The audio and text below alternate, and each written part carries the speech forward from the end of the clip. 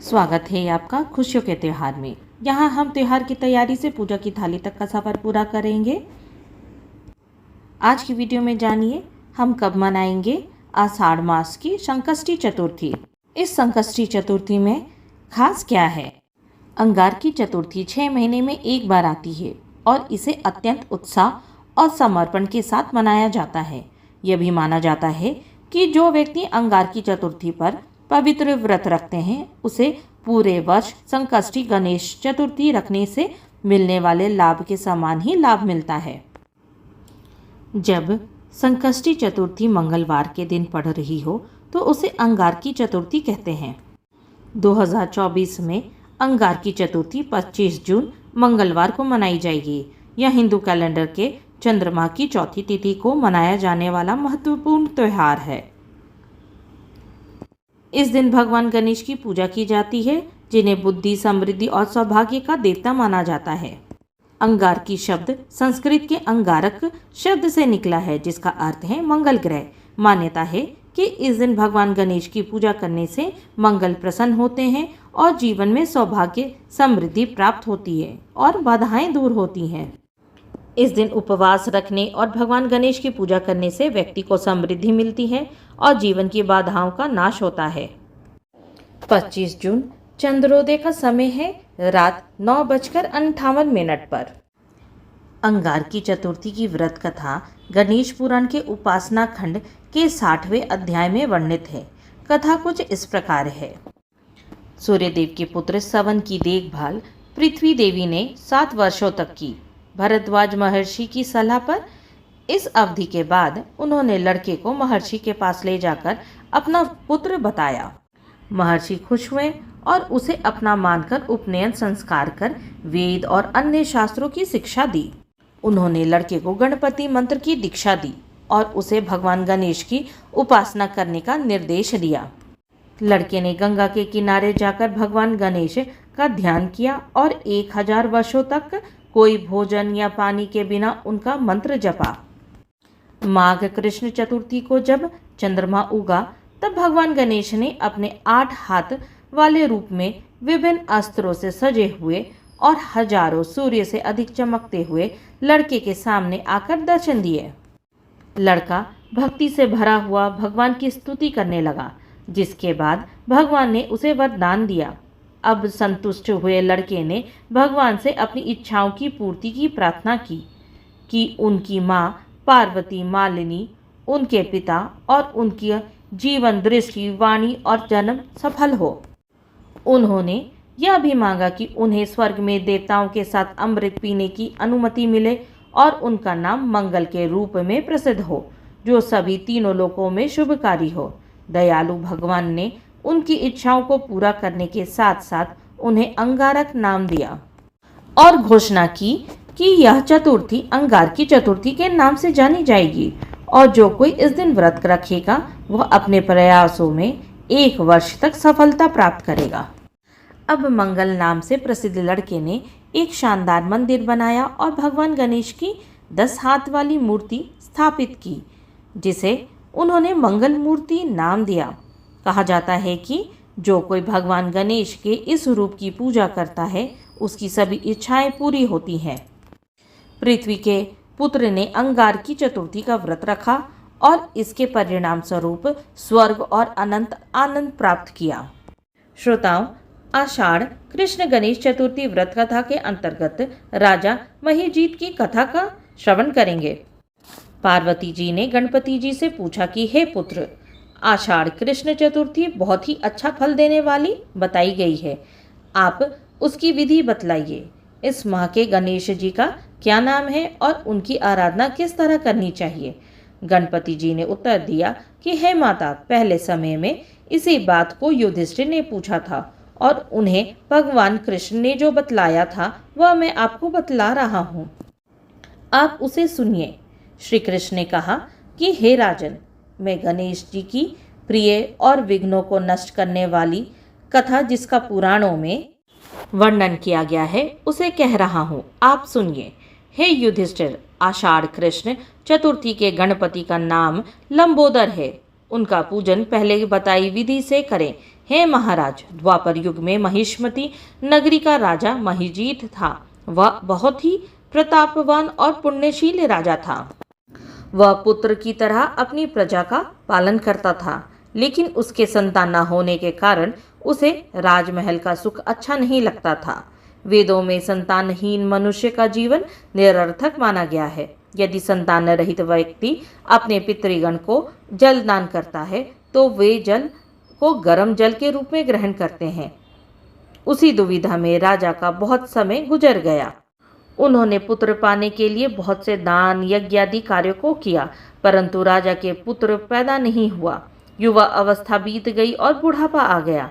इसके पश्चात राजा ने विद्वान ब्राह्मणों को और प्रजा के लोगों से मशवरा किया। राजा ने कहा, हे ब्राह्मणों तथा प्रजा के लोगों, मैं संतानहीन हूँ। अब मेरी क्या गति होगी? मैंने समस्त जीवन कोई भी पाप कर्म नहीं किया। मैंने कभी अत्याचार से धन इकट्ठा नहीं किया। मैंने सर्वदा पुत्र की तरह प्रजा का पालन किया तथा धर्म पर चलते हुए ही राज्य किया। मैंने अपराधियों, चोर, डाकुओं को दंड दिया, पूज्य मित्रों की भोजन व्यवस्था की, गौ ब्राह्मणों को भला सोचते हुए सभ्य पुरुषों का सम्मान किया। फिर भी हे श्रेष्ठ ब्राह्मणों, मेरे अब तक पुत्र न होने का क्या कारण है? विद्वान ब्राह्मणों ने कहा कि हे राजन, हम सब लोग ऐसा ही प्रयास करेंगे जिससे आपके कुल की वृद्धि हो। ऐसा कहकर वह उपस्थित सब व्यक्ति कोई उपाय सोचने लगे। सारी प्रजा राजा की मनोकामना की प्राप्ति के लिए ब्राह्मणों के साथ वन में चली गई। वन में जाकर वे सब इधर उधर घूमने लगे। तभी उन लोगों को एक श्रेष्ठ मुनि के दर्शन हुए। वे मुनिराज भोजन रहित रहकर तपस्या में लीन थे। ब्रह्मा जी के समान वे आत्मा को जीते हुए, क्रोध को जीते हुए एक दिव्य पुरुष थे। वे समस्त वेदों के जानने वाले, दीर्घायु एवं ब्रह्म ज्ञान से युक्त थे। उनका पवित्र नाम लोमेश ऋषि था। प्रत्येक कल्प के अंत में उनका एक एक रोम गिरता था, अतः उनका नाम लोमेश ऋषि हो गया था।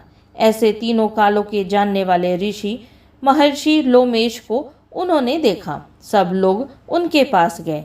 उचित प्रार्थना एवं नमस्कार आदि के पश्चात सब लोग उनके सामने खड़े हो गए। मुनि को देखकर सभी लोग प्रसन्न होकर आपस में कहने लगे कि हम सबको भाग्यवश ही ऐसे मुनि की दर्शन हुए। इनके उपदेश से हम सभी का कल्याण होगा। ऐसा विचार कर उन लोगों ने मुनिराज से कहा, हे ऋषिराज, हम लोगों के दुख का कारण सुनिए।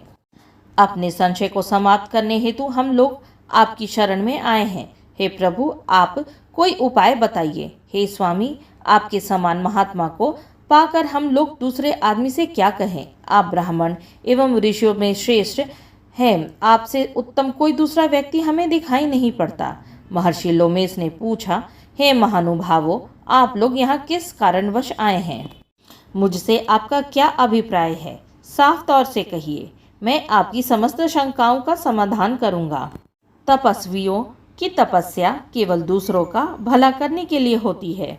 प्रजावासियों ने निवेदन किया, हे ब्राह्मणों में श्रेष्ठ मुनि, हम जिस महान कार्य को पूर्ण करने हेतु यहाँ उपस्थित हुए हैं उसे सुनिए। हम लोग महिष्मती नाम की नगरी में रहते हैं।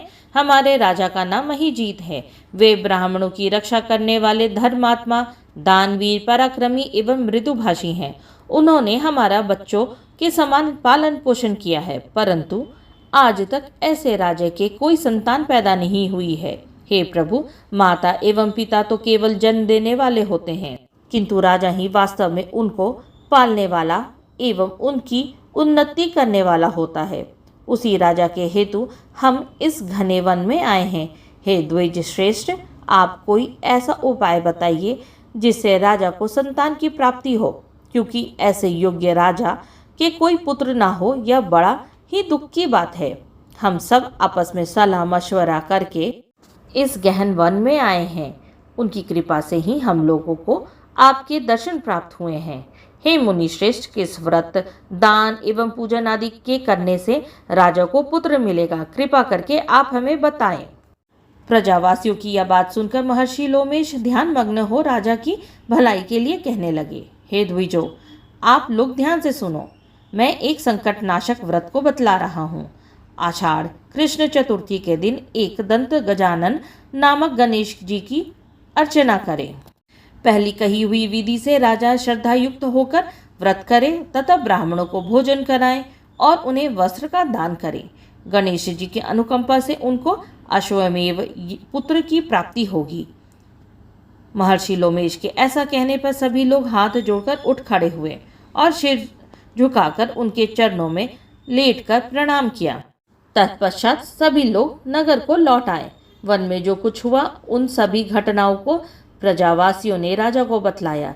प्रजावासियों की यह बात सुनकर यशस्वी एवं निर्मल बुद्धि वाले राजा बहुत ही प्रसन्न हुए और उन्होंने श्रद्धापूर्वक भक्ति के से विधिवत गणेश चतुर्थी का व्रत करके ब्राह्मणों को भोजन कराकर वस्त्र आदि दान में दिए। कुछ समय पश्चात रानी सुदक्षिणा के गर्भवती होने के बाद श्री गणेश जी की कृपा से राजा के यहाँ एक सुंदर और सुलक्षण पुत्र उत्पन्न हुआ। राजा ने समस्त नगर में रहने वालों को संतुष्ट करके पुत्रोत्सव किया। राजा महीजीत ने ब्राह्मणों को धन तथा रत्नादि देकर पुत्र रूप से प्रसन्न किया। श्री कृष्ण जी कहते हैं, हे राजन, यह ऐसा ही प्रभावकारी व्रत है। जो मनुष्य इस व्रत को श्रद्धा सहित करेंगे उन्हें संसार से समस्त सुख मिलेंगे। श्री कृष्ण जी ने कहा, हे महाराज, आप भी इस व्रत का विधि पूर्वक आचरण कीजिए। श्री गणपति जी की कृपा से आपकी सभी मनोकामनाएं पूरी होगी, आपके शत्रुओं का नाश होगा तथा आप अचल राज्य के स्वामी बनेंगे। हे समस्त निरूपों में श्रेष्ठ युधिष्ठिर, जो पुरुष इस व्रत को करते हैं वे चाहे ऋषि हो अथवा विद्वान, उन्हें निर्विघ्न पौत्र आदि की प्राप्ति होती है। जो व्यक्ति गणेश जी की व्रत कथाओं को सुनते हैं अथवा सुनाते हैं उनके समस्त कार्य पूर्ण होते हैं। इसी के साथ आषाढ़ कृष्ण गणेश चतुर्थी व्रत कथा के अंतर्गत राजा महीजीत की कथा समाप्त हुई।